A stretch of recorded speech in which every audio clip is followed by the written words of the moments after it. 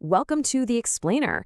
Today we're breaking down a really fascinating case study from Spain. It's all about how a community of teachers is basically redefining professional development for the digital age, building something truly powerful from the ground up. Okay, so let's dive right in by looking at a problem I think we all recognize. On one hand, you've got traditional professional development, right? Think of those mandatory one-size-fits-all workshops that don't always connect with what you actually do every day. But on the other hand, there's this idea of self-directed learning, something that's way more fluid, organic, and happens exactly when a teacher needs it. And a lot of educators are finding they have to build that bridge themselves. So here's our game plan for this explainer. We're going to start with the limits of that old school training, then introduce our case study, break down its unique ecosystem, look at the community it's built, and finally, ask what it all means for the future of learning. All right, so let's dig into that core issue. Have you ever been in a professional development session that felt totally disconnected from your world? These formal programs, they mean well, but they often miss the mark. They can feel just generic and really out of touch with the day-to-day chaos of a real classroom. And because of that, educators are out there actively looking for alternatives that are more relevant, more timely, and actually connect to their immediate challenges. And that search for something better brings us to this incredible solution that popped up in Spain back in 2020, right in the middle of the pandemic.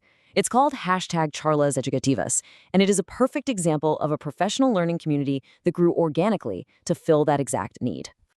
So at its heart, #charlas educativas, which just means educational chats, is an online space created by teachers for teachers. It literally started as a series of live interviews on YouTube with this whole parallel conversation happening on X, the platform formerly known as Twitter, using the hashtag. The whole idea was to give innovative teachers a voice and connect colleagues who might never ever meet otherwise. And boy, did it take off. By 2023, the interview recordings on its YouTube channel had been viewed over 280,000 times. Now, this wasn't some top-down mandate. This was a massive signal that teachers were absolutely hungry for this kind of connection and content. Okay, now here's where it gets really interesting. This thing operates not just as a YouTube channel or a hashtag, but as a complete learning ecosystem. So what in the world is a learning ecosystem? Well, think of it less like a single website and more like a whole constellation of interconnected parts. It's this dynamic mix of people, resources, and spaces, both online and in the real world, where learning just kind of happens through all this constant interaction.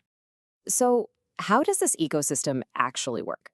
Well, it's built across 4 key types of spaces, and they all work together to create this really rich and flexible environment where teachers can actually grow.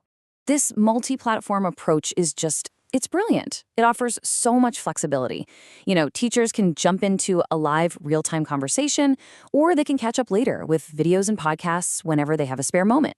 And get this, it even bridges the digital and physical worlds with actual in-person meetups.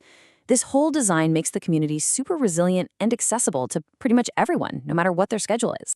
And the engagement across all these platforms, it's staggering. We're talking thousands of subscribers and followers. Between 2021 and 2023, over 1,200 different users sent more than 8,400 original tweets with the hashtag. This isn't just people passively watching. This is active, collaborative participation. It's a real conversation. And you can really see how it evolved. What started in 2020 as a response to the pandemic just grew and grew. By 2021, they were expanding into audio-only spaces. In 2022, they started doing these month-long deep dives on a single topic. And by 2023, they were hosting in-person events and even offering formal certification. They were literally bridging that gap between informal chats and formal learning. But beyond all the platforms and the numbers, the real story here is about the people. It's about building a community that truly learns together.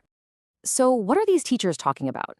Well, the topics are incredibly relevant. The number one thing they discuss is diversity and inclusion, followed right by practical classroom experiences. This just shows you that there's a huge demand for conversations that are grounded in the real world of teaching today, not just some abstract theory.